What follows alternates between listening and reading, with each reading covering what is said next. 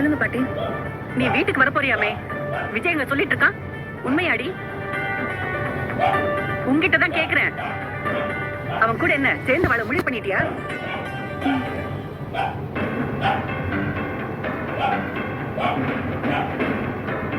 ஏய், அவன் உசுரோட இருக்கிறது உனக்கு பிடிக்கலையா?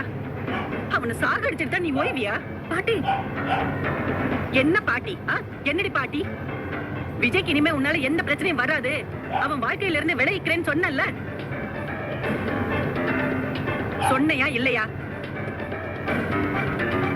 ஏய், கேக்குறல்ல, சொன்னையா இல்லையா? சொல்லு.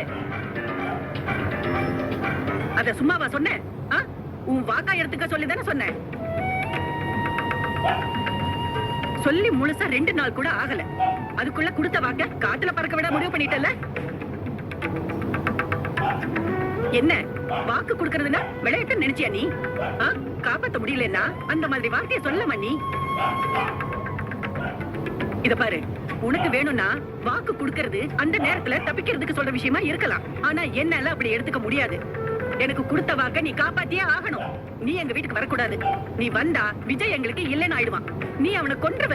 பாட்டி, நான் நிஜமா விலகி போயிடணும்னு தான் நினைச்சேன். அதனாலதான் உங்களுக்கு வாக்கு கொடுத்தேன்.